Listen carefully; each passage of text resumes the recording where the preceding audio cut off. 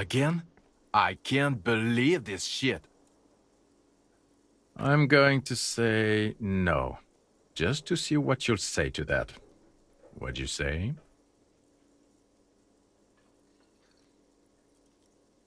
Okay. Jean, he said okay. Give it a rest. Okay, I was clearly wrong. He is a firefighter, male nurse, animal control agent, something of that kind, not a cop. Go on with your cop work. Don't let me stop you again.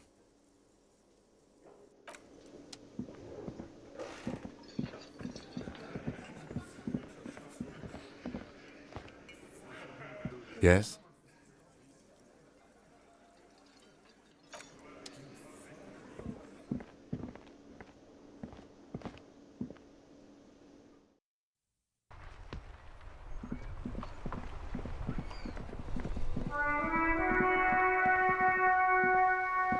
Hello, sir. Step right in. The store is open.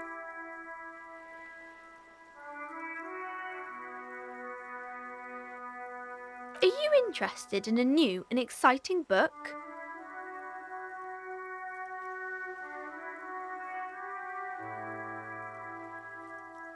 It's a bookstore, sir. We sell books, postcards, and some board games. It's called Crime, Romance, and Biographies of Famous People. Books?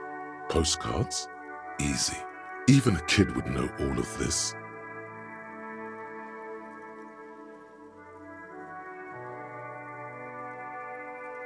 Don't be a fool.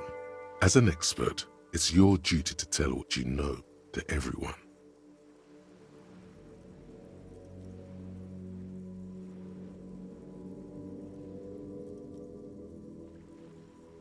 Sir, are you okay? You've been standing here silently for a while now. Okay, sir. I'll try to answer any questions you have. I hope they're about books. My name is Annette, sir. My mum, her name is Plaisance. She owns the store. She's inside minding the register or organising the stock. Feel free to step in and browse our wares.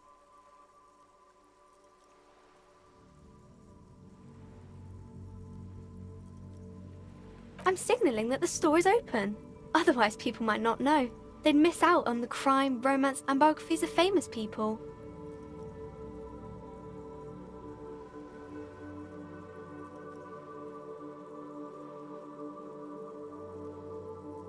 Oh, no, sir. I'm happy to help Mum by luring in customers. Besides, I have some hot juice in my vacuum bottle to keep warm.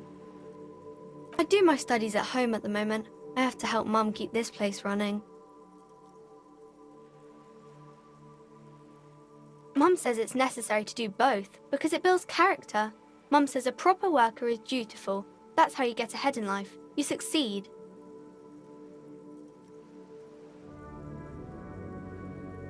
Crime fiction is about murders or burglaries or things like that, and the work of a policeman or a private detective who's trying to solve a crime and catch the criminals.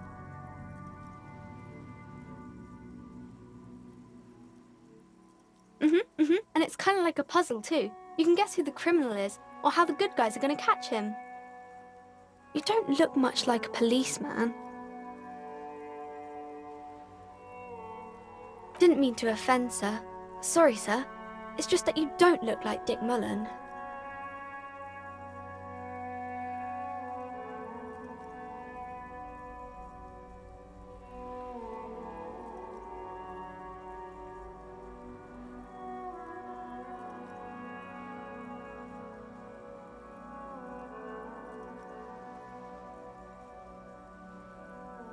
Head, yes. No, your mind. Not head, child. Heads.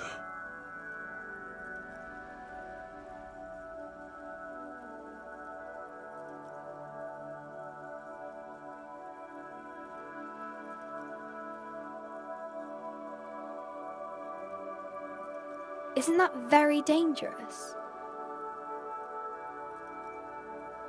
Unlike you, sir. He's just a fictional character. He's no match for you. Maybe you can show me some real police work, sir. Like in the books.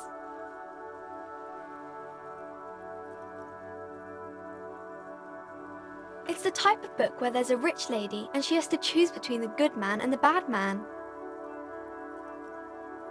Or there could be a story about a poor lady getting a rich man. It's about man and lady business, sir.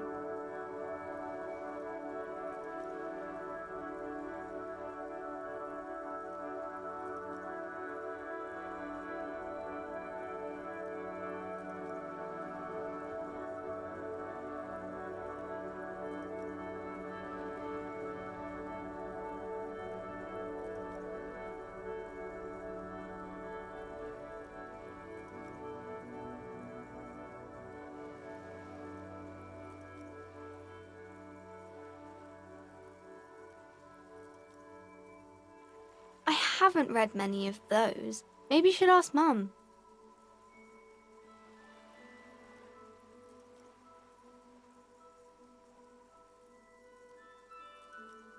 I don't think it's a romance story if the main characters break up, though.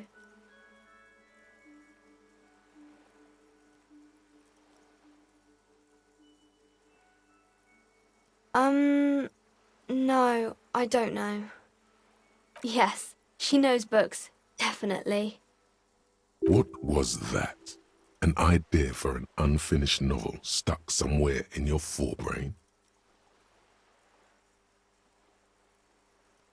That's really not a proper romance story. That's more like everyday life. Not in romance books, sir. These are about nice and pretty people, and everyone is happy in the end. These are not very common. You can't have a choice between bad and bad. Nobody wants to read a story like that. Well, maybe then it's fine. Maybe if the lady then decides not to pick either, because she doesn't need a bad man. Yes, that would be interesting. It happens, but usually the guy gets rich in the process, or should actually be rich himself, but has lost his family property unjustly, like during the revolution or something. Those are unhappy books, for most of the pages. People sad about what they have lost, but then it all turns out just fine in the end. Maybe some about other books? Oh, kings and queens and generals of old, or artists and writers, or musicians, those kinds of people. There's usually something extraordinary about them. I think that's why people read them, to find the secrets of their fame.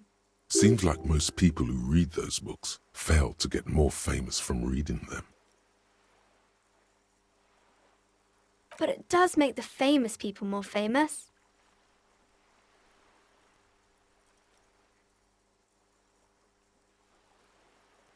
Okay, sir.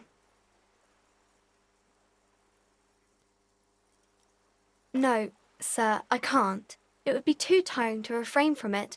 It's already tiring enough to remember to say it all the time. It's nice of you to say I could stop, though.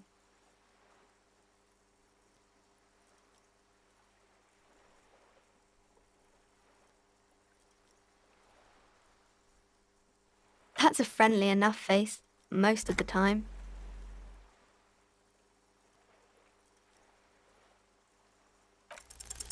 The girl keeps her hands folded, hidden. Why is that? What do you mean, sir?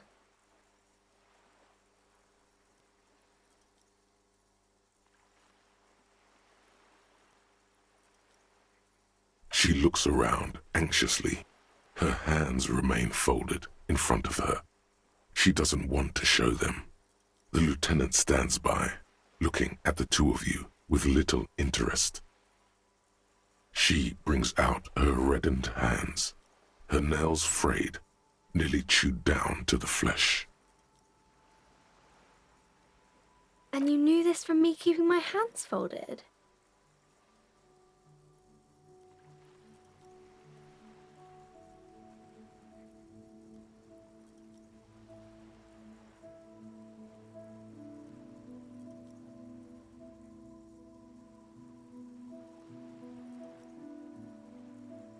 Well, that proves nothing. Anyone could do an easy deduction like that.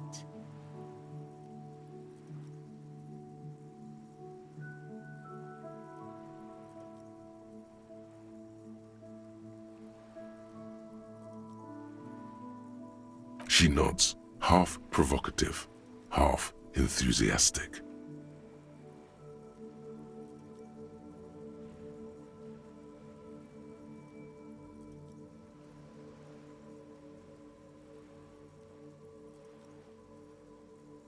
Maybe so, sir. Okay, I know it's a bad habit, and I shouldn't.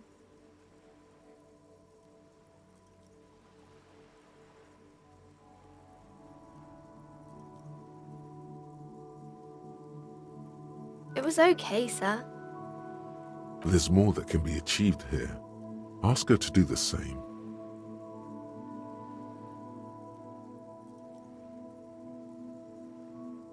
You're quite sober. The lieutenant does not flinch at the comment. He does not flinch even a single bit. He is intensely not flinching. It takes effort. Because you usually aren't.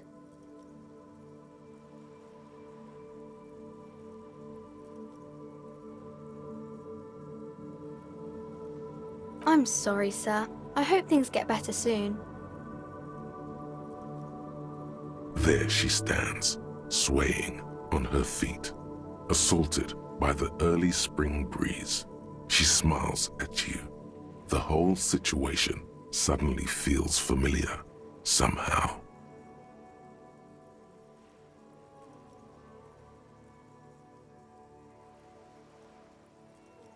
There's something you're missing.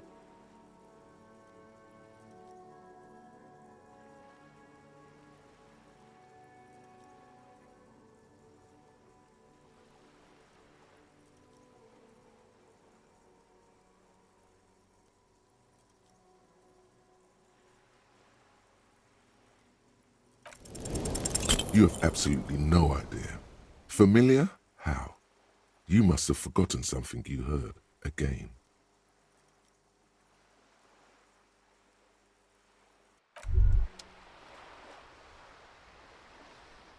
Wow, so someone's been a little boring.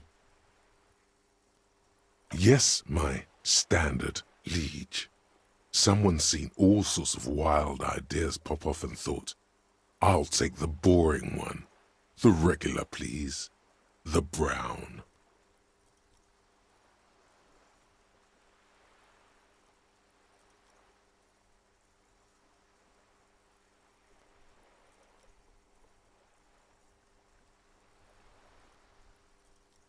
Of course you do. Maybe some regulations and a usual pistol to go with them. It's official. My lord's coppo type is regular cop. I'll let everyone know. I'll send out a telefax.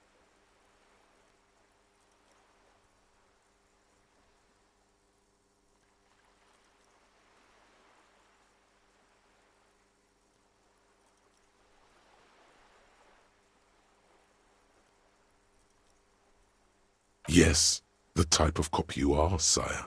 Think of it as a caste, a class even, a nation of regular law officials that you belong to.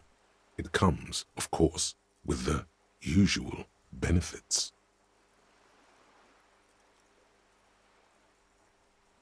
Done and done. No actual communiques will be sent, of course. That would be too dramatic.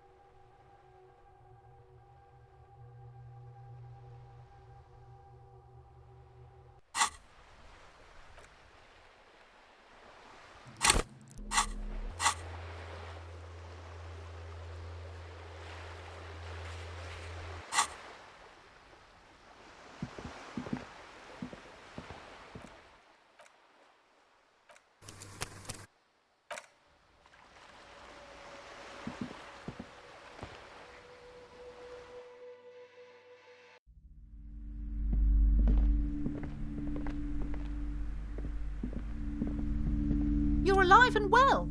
Don't keep me waiting now. What's in there? In that dark sarcophagus? Yes, yes. How was it? Tell her how ghastly it was. You know it's what she wants to hear.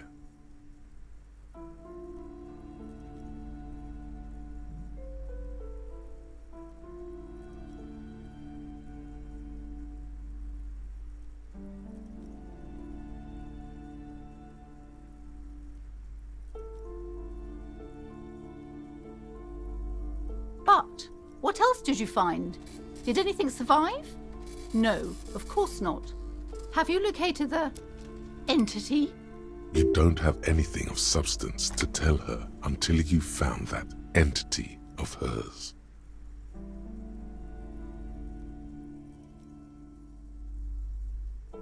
God, I've told her not to do that. It's disgusting. And I told you to mind your own business. Clearly, you have no idea how hard it is to raise a girl in this economy. She can, if she has enough willpower. This is what's called growing pains. Life isn't easy. Life doesn't give breaks. Come on, ma'am. It's obvious she can't do anything about it. You are placing an unnecessary burden on a young child.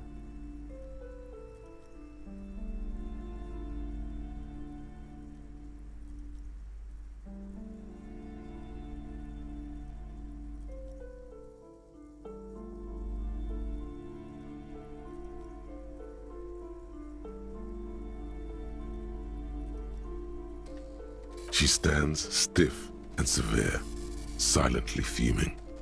10 or so seconds pass without change.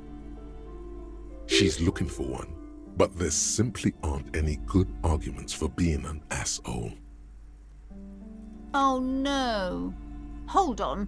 I need to invite her inside and apologise. She must be freezing out there. There. I don't know what to say to you. My husband, he tries to teach me business lessons. I have what my mother called a dull mind. All this stress.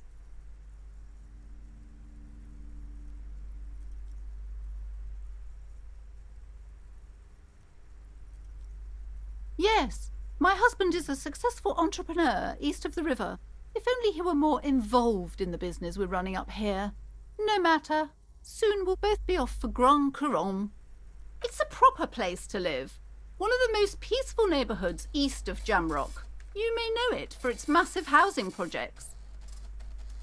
Your head feels light and dizzy. A cold breeze caresses your flesh.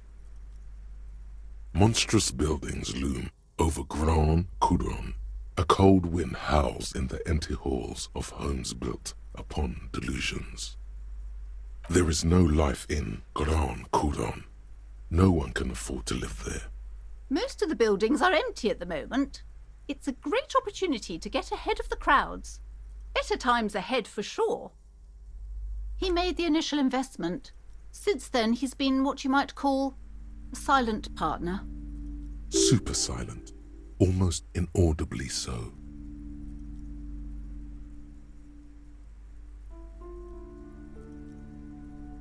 Yes, I'm afraid so. A real treat she is. It would be nice if she had...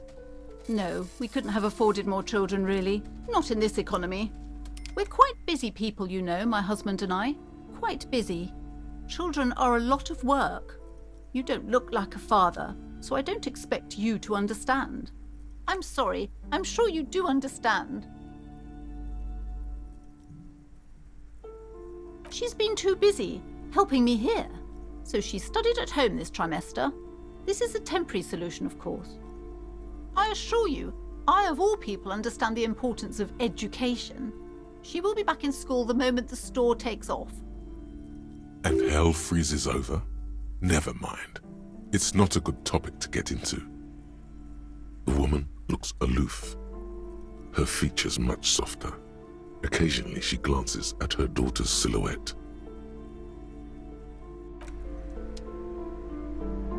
What have you found? And also, do buy the books. There may be teachings in them. Then why are you talking to me? Everything is on the shelves to browse. Don't you feel compelled to buy anything? See those shelves there? Go, be drawn. She smiles and nods, seemingly relieved.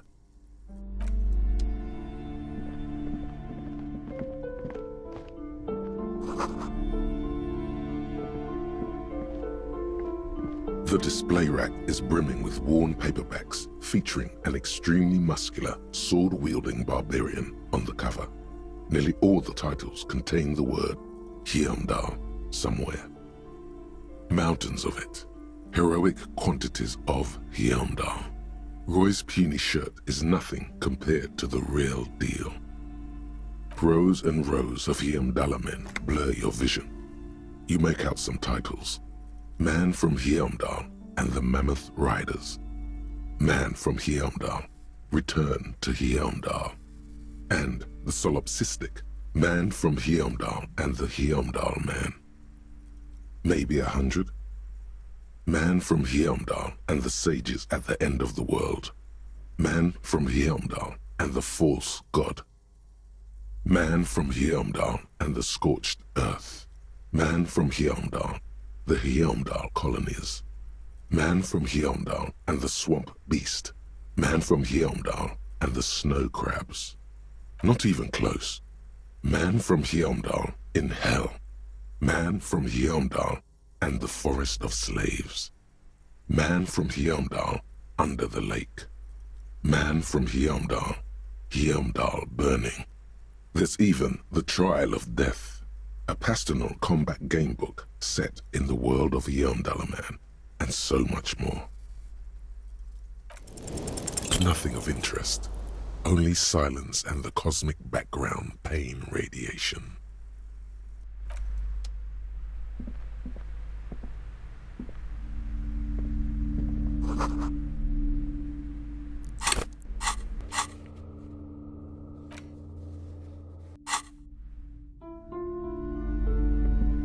I'm sorry, sir. I can't talk right now. I'm very busy with my homework. I have so much homework now. You just can't win. Out of the rain and into the gutter.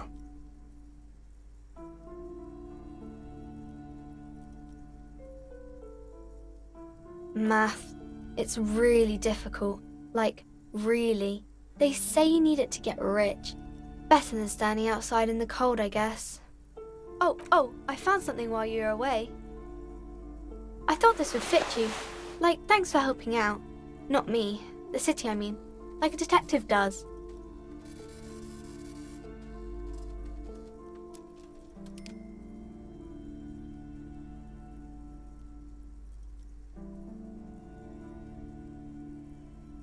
Just what Dick Mullen would ask.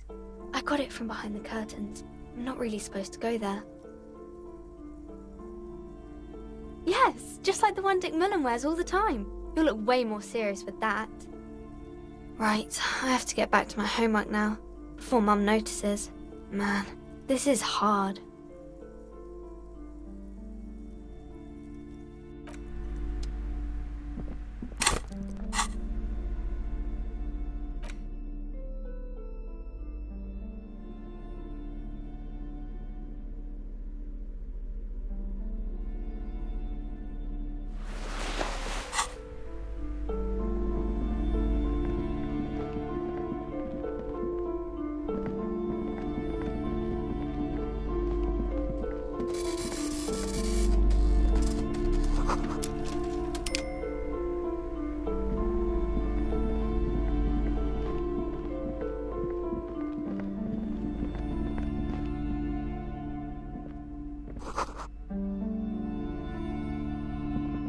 This bookstore is not strictly about crime, romance, and biographies of famous people. There's also a wide range of paranatural literature. Sir, please, no browsing in that shelf. That wisdom is not for free. I can't have you end up, like, opening a police store next door and stealing my customers. Oh no! Amidst the various books, you find one written by someone named Matthias W. Dundas. It's about wholeness, unity, balance. These three things are very important to the working class mind. The point of the book, and many others on this shelf, is to give people medicinal advice in situations where they don't have access to paid health services. It serves platitudes, while also telling everyone that traditional medicine, the kind people don't have access to and which costs more than this book, is garbage and would only give you cancer anyway, without even curing your cold or anything.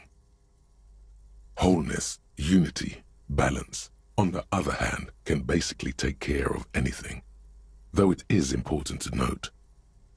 When it's up to your mind to heal yourself, then it's because of your mind that you're ill in the first place. The book features chapters on topics such as how to find magnesium. It even lists plants you can harvest magnesium from. How to continue drinking if you're an alcoholic who has destroyed his liver.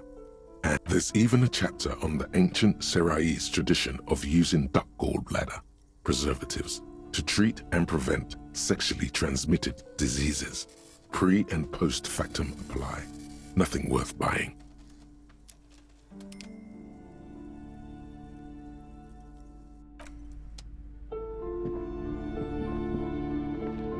Several maps have been attached to a bulletin board hidden inside the alcove. They're held up by small pins. The board has come loose from one corner. The maps look old and faded. Your eye catches a map of Insulinda, a map of Revachol, and a map of Martinez. Map of Martinez. This could work, maybe.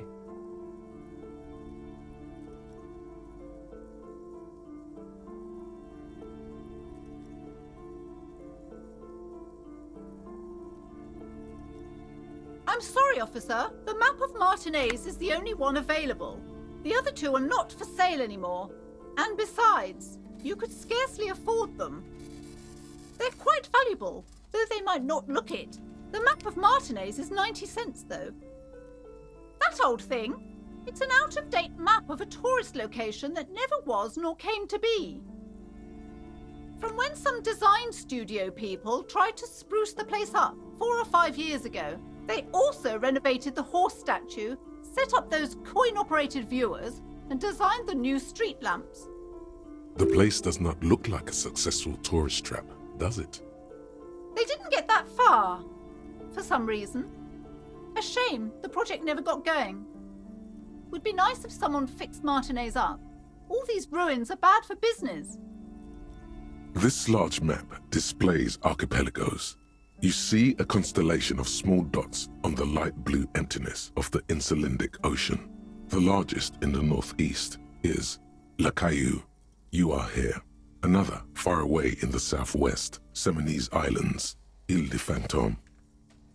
Ozon, Laurentide, Fas à la Mer, Archipelagos, North Arcade Islands, all just specks of dust on the vastness of the Insulindic. On the edges of the map, the color fades into a blur of dotted lines, black and white, disintegrating into mathematics. In the northeast, a dust mite stands on the north coast of Caillou in a bookstore. It's you. Radiating outwards from you, the suzerain Revachol, with a radius of 80 kilometers, still the crown jewel of this Isola would be barely visible. You can, on Caillou, Revachol, a single black star, on Ozon, Fondelier, and Vilmandu, on Archipelagos, Croyan-Moran, Villiers, on Seminine, Olduvai, and on Laurentide, Deora of the Seven Seas. 850 million people live on these little dots, an oceanic world of culture and commerce torn apart by history. The ocean breaks apart into a tangle of cosines and azimuths, all pointing into pale nothingness. Windy is the north azimuth. Grad is the northeast azimuth. Samara is the east azimuth. Seo is the west azimuth. Isolas, they're called. Connections to other worlds, words past the Insulindian, unknown to you. You only know you've never been there. 850 million people live on these tiny dots, an oceanic world of culture and commerce, torn apart by history. The north coast of a verdant island is shattered by the delta of a river. It is the River Esperance. Countless bridges put the shards back together, connecting city blocks to river islands. La Delta says a great artificial heart in the center, teeming with life forms and construction. To the east, rolling hillsides, Le Jardin, Stella Marie, the suburbs of Saint-Baptiste, swallowed up into the megacity. They sound rich to you. This is Revachol East. Houdon, it's somewhere to live, not bad. Then there's Jamrock. It's bad. People shouldn't live there, but they do. Then Forburg. It's almost as bad and much larger. Then Coal City. It's the worst. It's so small you can't even see it on the map. No, wait. There it is, north of Jamrock, the strip of coast next to the Greater Revachol Industrial Harbour. It looks downright despondent. It's almost Coal City, to be honest. No, Coal City is worse. A charred limb. Rain falls on its slick black streets. And then there's the burnt-out quarter in the heart of Jamrock. Is it cold in this bookstore? Or is it just you? No, this is somewhere to be. This is all you have. But it's still something. Streets and sodium lights, the sky, the world. You're still alive. It's not really a map. It's a tourist thing.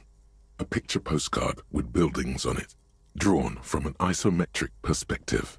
A date in the upper right corner says 48. Still, it's detailed. Could be pretty useful for scouting ahead. You see the jagged boxes of an industrial harbour, even the whirling in rags there.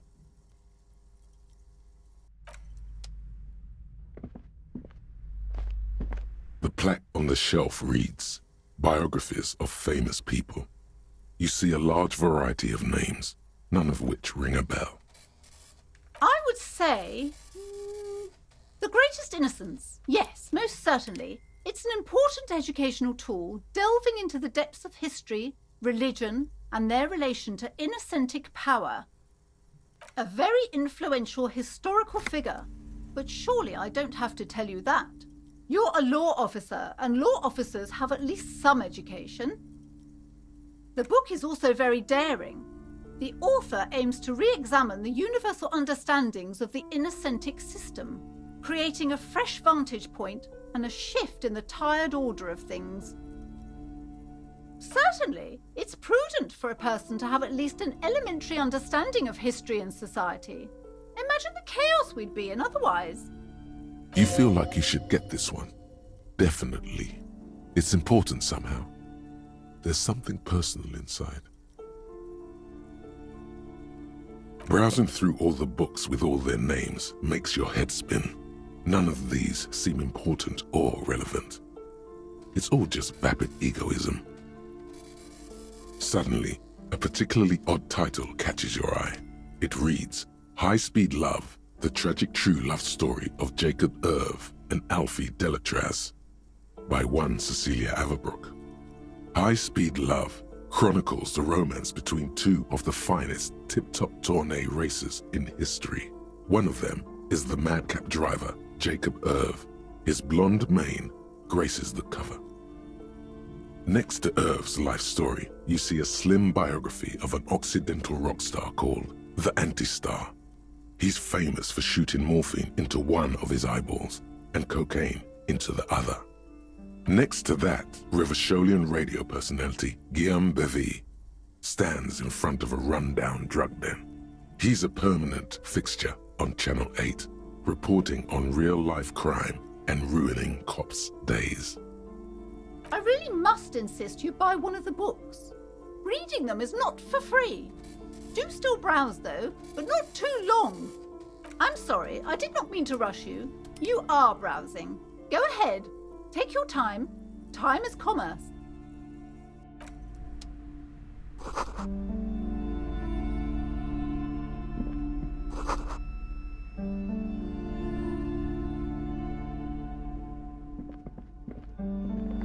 These shelves are overburdened with books from the same series.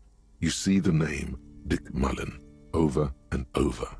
A couple of spook novels hide amidst all the detective books.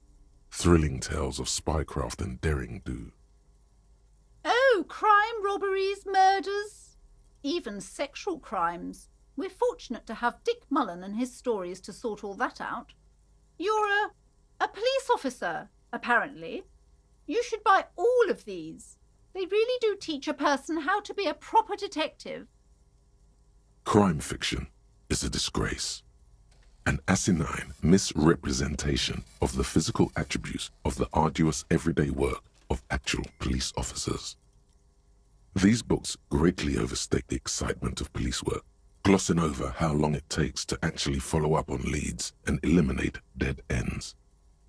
What's more, they completely ignore the psychological hardships of year after year coming into contact with people during the worst days of their lives. Not a single mention of all the stress this work creates upon the officer's family. Detective fiction just doesn't tell the truth at all. Now, would you like a list of all the books found on the shelf? You see Dick Mullen on the job. Get Me Mullen. The Stalwart Adventures of Richard P. Mullen. Dick Mullen and the Murder in the Orchard. The Sordid Affair of Dick Mullen. A killing is declared. Dick Mullen in the Murder House. The Final Case of Dick Mullen. An obvious lie. Dick Mullen in the Clock Tower. The Ordeals of Dick Mullen. Dauntless Dick. Dick Mullen's Funeral Pyre. The Murder of Dick Mullen. Oh no, turns out he faked it to solve a case. Yes, there's also The Dame Who Did It. Farewell, My Mullen.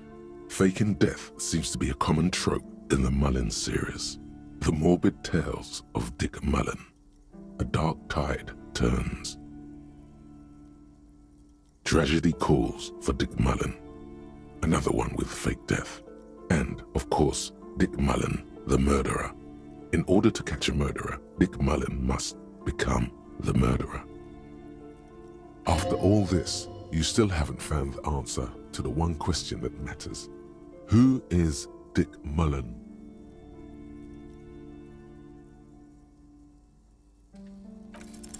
Your quick eye notices a small caterpillar crawling across the spine of a book. The title reads, Dick Mullen and the Mistaken Identity. A worn paperback from Dick Mullen's classic Hard-Boiled Phase.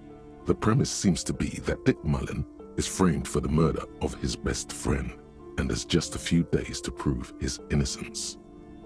Could it be the motifs of unstable identities and shocking betrayals?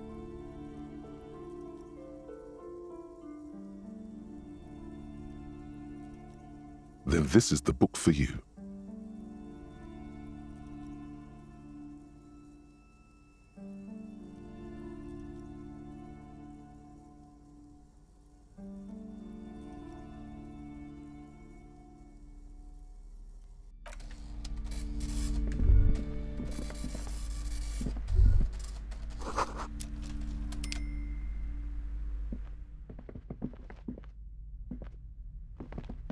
Several maps have been attached to a bulletin board hidden inside the alcove. They're held up by small pins. The board has come loose from one corner. The maps look old and faded. Your eye catches a map of Insulinda, a map of Revachol, and a map of Martinez. Map of Martinez. This could work, maybe.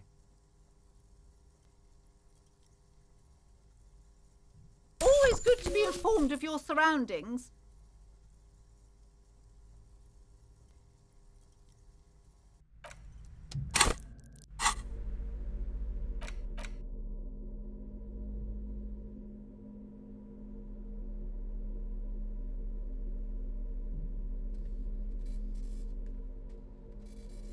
The worn map features the patchwork grid of the streets of Martinez, with directions to appropriately touristy locations. Year 48 resides on the upper right corner. Your finger moves through the various streets, across Rue de Saint-Ghislain and Rue Saint-Sipar, over Saint-Brun and Martinez North. Finally, coming to a halt on the spot where you are currently standing, although the map gives no such indication itself. For a more detailed view of the map, go to your journal and select the Map tab.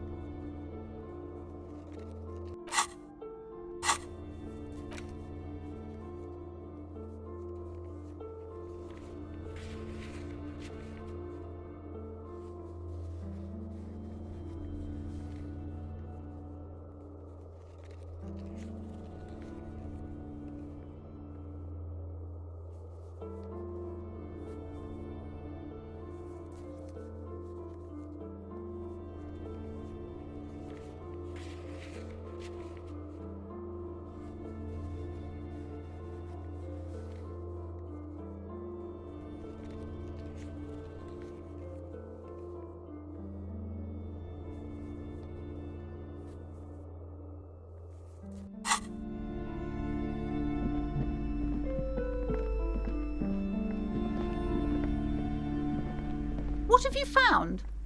And also, do...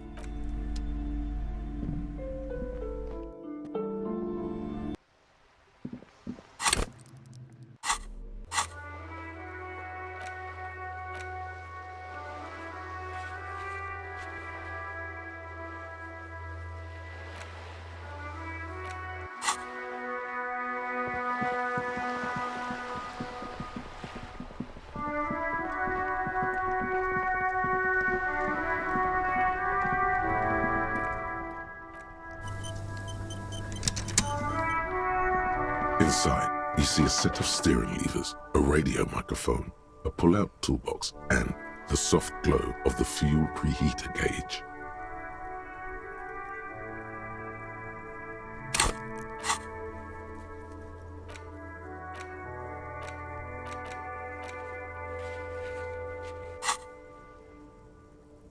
This is Precinct 57. How may I assist you?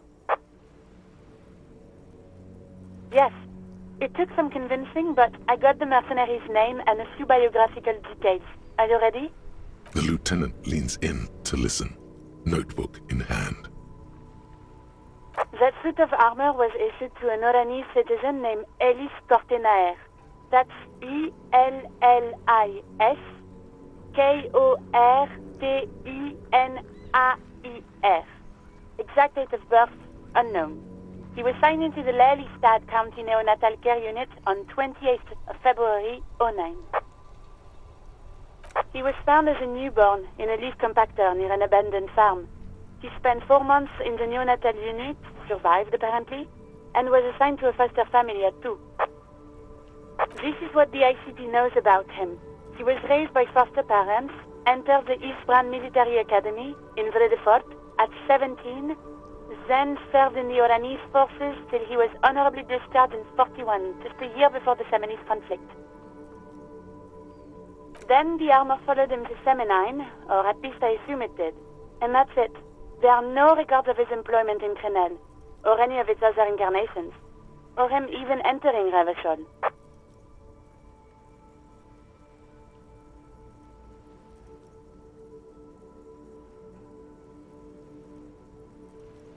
It's a garden tool used to press leaves into these cubes. It's a detail the hospital had, the only detail in these files. So I thought it would be good for you to know. It is. Thank you, Alice. None, officer. Sorry. Even that is a small miracle. These organizations usually double-check their inventory. Thank you, Alice. Great work. No problem, Lieutenant. A name. This is very good. Ellis Kortenaer. Sometimes police work is about human dignity, about giving back names to anonymous victims. I'm glad the inquiry was helpful to your investigation, officer. Did you have any other questions? 57's over and out. In the cabin, you see a set of steering levers, a radio on a hook, a pull-out toolbox, and the soft glow of the fuel preheater gauge.